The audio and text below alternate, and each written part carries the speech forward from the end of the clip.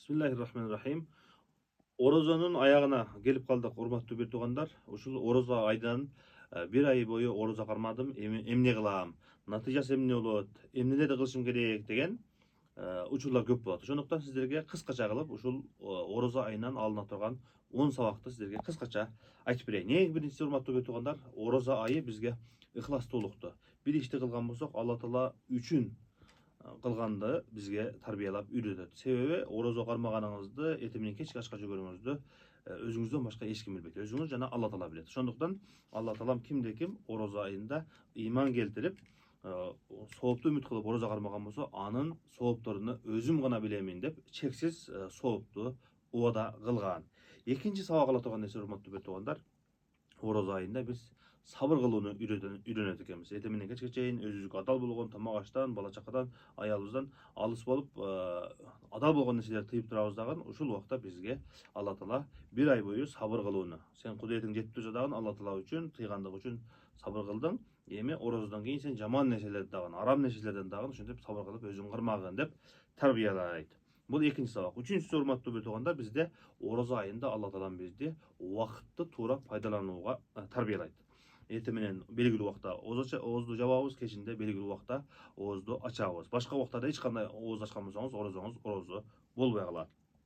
Төртүнчү пайдасы, орозо убагында көпчүлүк учурда биз жамаат менен, үй бүлөбүз менен, бала чакабыз менен мешитке барып намаз окуйбуз, үйдө бала чака менен ооз ачабыз, ооз жабабыз. Ушулардын бардыгы ынтымактуулукка, эл менен бирге болгонго, үй бүлө менен бирге болгонго тарбия турган төртүнчү сабак. Бешинчи сабак, урматтуу бей туугандар, өзүбүздүн нафсибизди тарбиялагандык. Кээде нафсине тим койгон болсоң, каалаган нерсесин каалаган убакта жей берет, каалаганын кыла берет. Бирок орозо ичинде биз bir ay ичинде чеккендер дагы, кээ бирки ичкендер дагы орозо айында өзүнө кармап, чекпей, ичпей, өзүнүн нафсисини ушул орозо айында тарбиялайт экен. Кээ бирки жаман сөздөрдөн, жаман иштерден өзүнө bir ay тарбиялагандан кийин ошол айдын аягына чейин өзүнө нафсисин тарбиялаш керек экен. Алтынчысы, урматтуу бей туугандар, эң негизгиси, биз орозо айында орозо питир беребиз.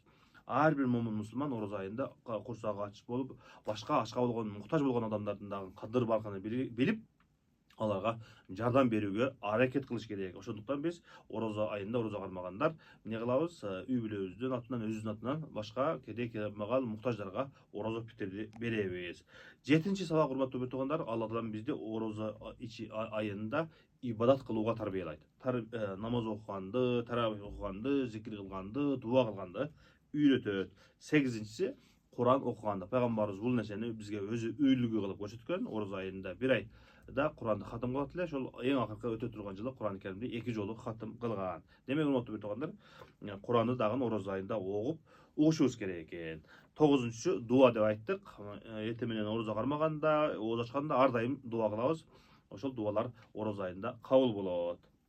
Андан кийинкиси, эң акыркысы, урматтуу бей туугандар, ушул азыр биз айткан нерселердин бардыгын чогултуп келгенде, ошол орозо парыз болгон аяттын аягында лааллакум таттакун, балким таква болорсуңар, балким силер оңолорсуңар деген аяттын аягында ушул сөз бар. Демек, ушул нерселерди биз жашообузга киргизсек, орозо айынан кийин ушул нерселерди аткарып баштаган болсок, биздин жашообузда ушул оңолуу, алдыга жылыш болуп, ар бир адам өзүнү оңдоп, Алла Таала менен болгон мамилесин оңдойт экен. Алла Таалам ар бириңиздердин кылган ибадатыңыздарды кабыл кылсын. Кадыр түндө бардыгыбыздын дуаларыбызды Алла Таалам кабыл кылганбыз.